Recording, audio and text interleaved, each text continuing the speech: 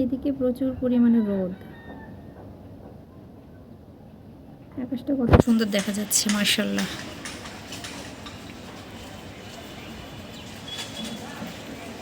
আবার এই পাশটা দেখেন মেঘ করেছে,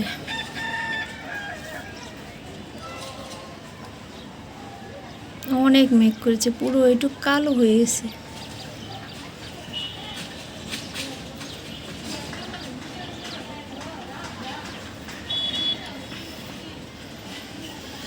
বাসা বানাচ্ছে।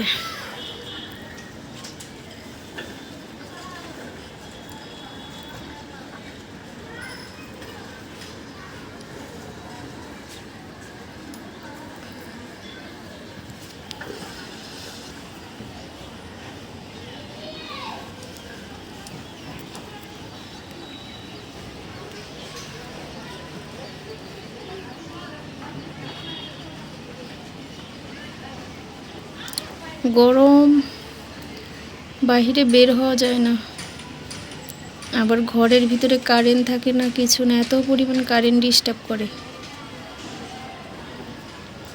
কারেন্টের অত্যাচার একদম অতিষ্ঠ।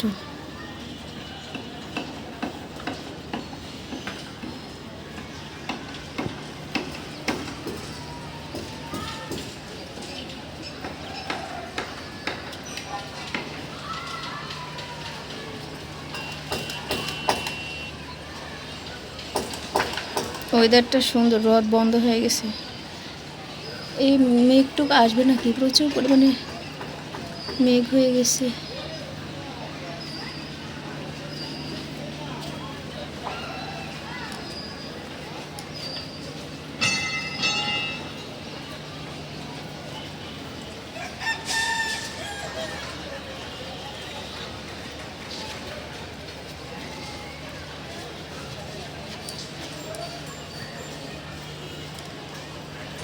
রোদটা পড়ে গেছে।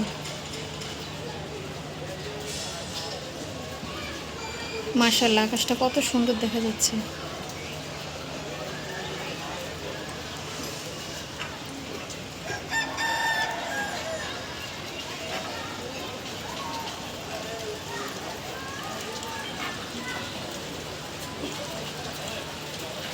ও বৃষ্টি পড়তেছে অলরেডি, বৃষ্টি এই এই মেঘটুকু, এই পাশে মেঘ নেই কিন্তু বৃষ্টি পড়া শুরু হয়ে গেছে।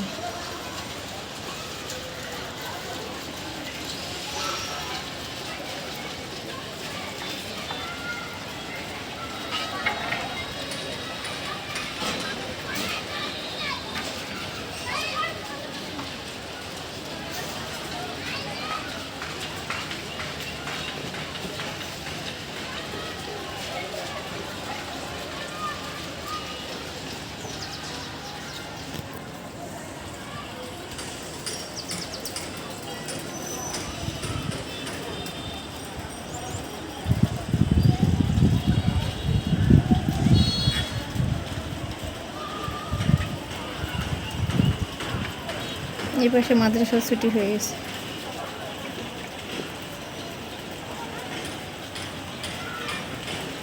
ওই যে দেখা যাচ্ছে টিনের চালের উপর কিন্তু ফোঁটা ফোঁটা বৃষ্টি পড়ছে। আর এদিকে রোদ, এদিকে বৃষ্টি, কেমন অবস্থা।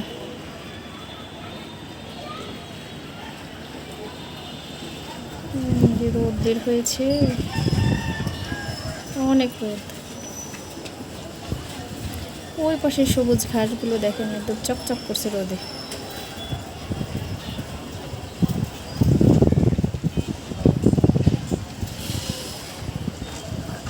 কাক পাখি উড়ে যাচ্ছে। বারান্দায় বসে বসে রুমের ভিতরে গরম, মানে থাকাই যাচ্ছে না এমন অবস্থা। তো বারান্দায় বসে আছি, ভাবলাম আপনাদের সাথে একটু শেয়ার করি।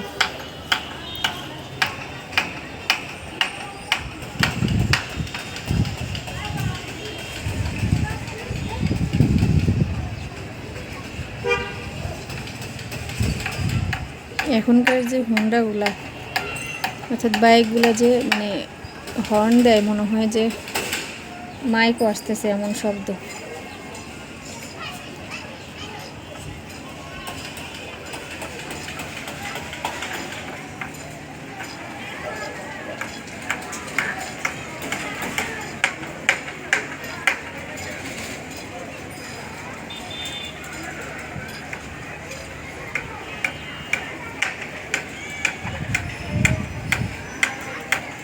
ছুটি হয়ে গেছে, বাচ্চারা এখন দৌড়ে দৌড়ে বাসায় যাচ্ছে, কে আগে যায়।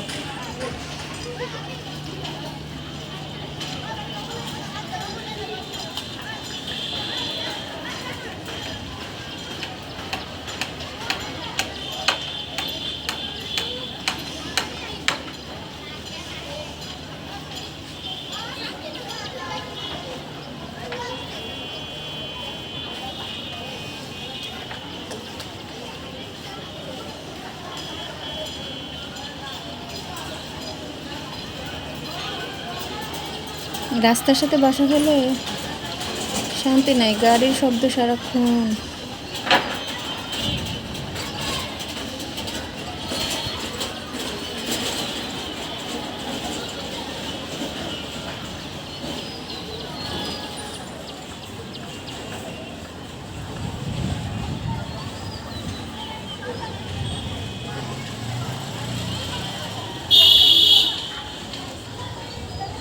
ছেলেপেলে ছুটি হতে খুব মজা পাচ্ছে।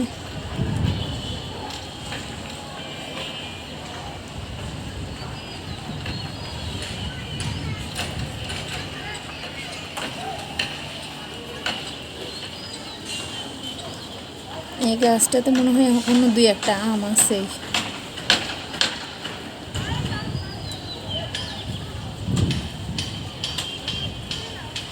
ওই যে গাছের সাথে একটা ব্রাজিলের পতাকা, নিচে যে প্রজেক্টটা দেখা যাচ্ছে এখানে, মানে আমার মনে হয় এখানে আর্জেন্টিনার সমর্থকরাই বেশি। যখন আর্জেন্টিনার খেলা হয় তখন বোঝা যায়, প্রচুর পরিমাণে মানুষ হয়।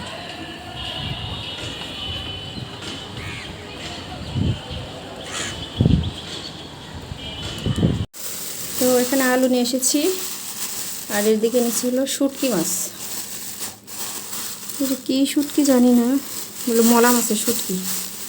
আমি বলছি চেলা মাছের শুটকি, উনিরা বলছে যে না এটা চেলা না, এটা মলা।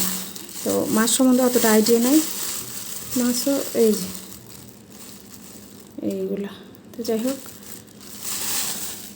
আর এদিকে হলো আলু নিয়ে এসেছি 1 কেজি, আর অল্প করে নিয়ে এসেছি কারণ আমার বাসা তো 6 তলা, নিচ থেকে বেশি ওজনে কিছু উঠাইতে গেলে মানে অনেক কষ্ট হয়, হাঁপিয়ে যায়। তো অল্প করে নিয়ে এসেছি, আলুটার বিশেষ করে ভারী বেশি হয়। আর এদিকে নিয়ে এসেছি হলো একটা তেল নিয়ে এসেছি, তেলের যে পরিমাণ দাম। তো যাই হোক, এখন একটা একটা করে শাকটা বেছে নেই। শাকের প্রথমে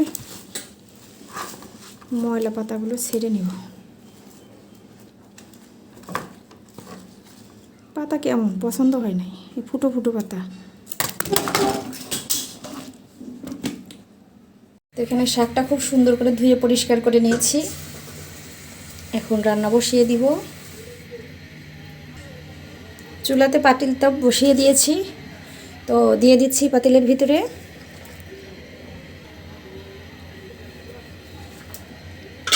পেঁয়াজ কাঁচামরিচ দিয়ে দিচ্ছি,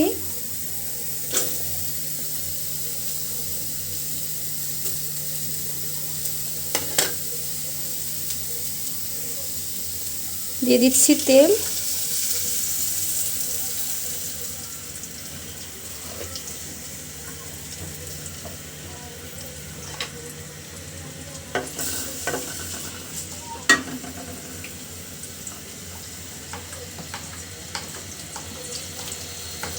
রোদ নেই, মেঘলা মেঘলা।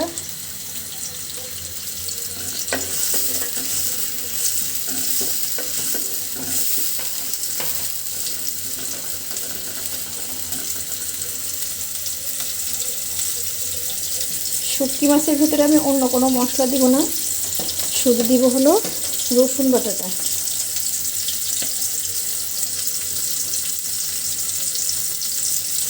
রসুন বাটা একটু বেশি করে দিব।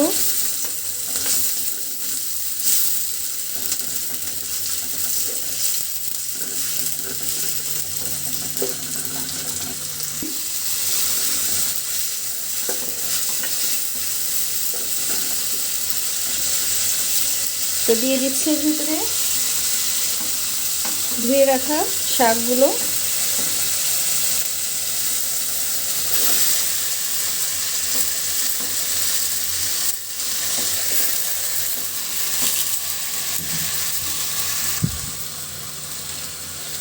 দিয়ে দিচ্ছি বাকি শাকগুলো।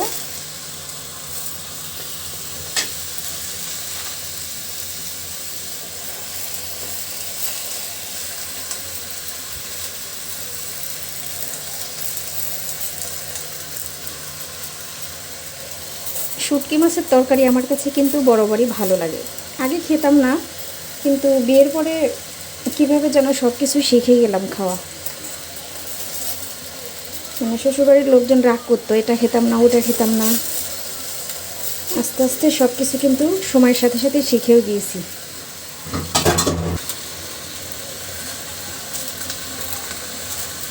একটু উপর নিচ করে দেই।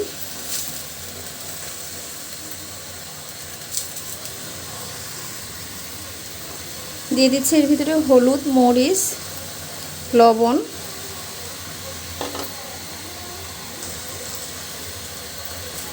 একটু ঢেকে দিচ্ছি, কমে গেলে পরে আবার নাড়া দিয়ে দিব।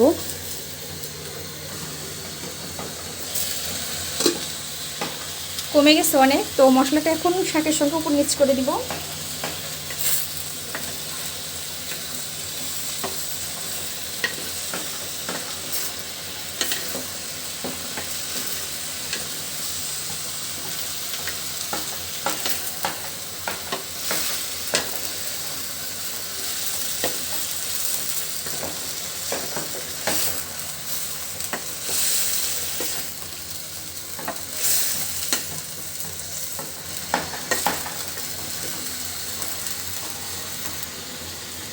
তো সুন্দর করে কিন্তু মশলার সঙ্গে সবজি বলতে শাকটা কিন্তু মেশানো হয়ে গেল।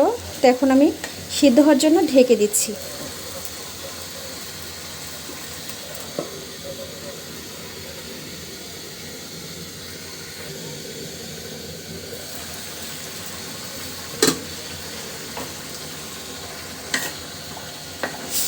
একটু নাড়া দিয়ে দিচ্ছি, নিচে যেন না লেগে যায়। শাকের চাইতে কিন্তু ডাঁটাগুলো বেশি দেখা যাচ্ছে, অথচ শাকই মনে হচ্ছিল তখন বেশি।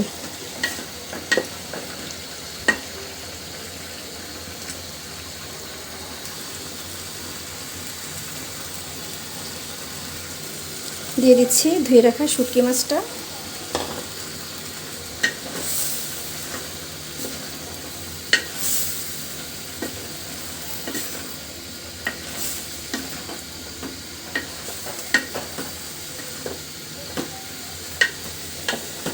খুব মজার একটা তরকারি রান্না করছি।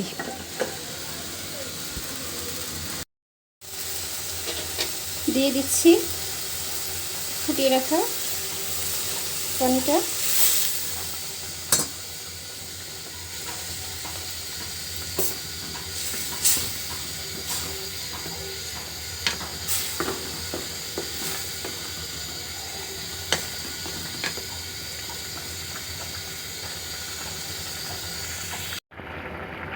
মাশাআল্লাহ, খুব সুন্দর করে ঝোলটা ফুটতে শুরু করেছে।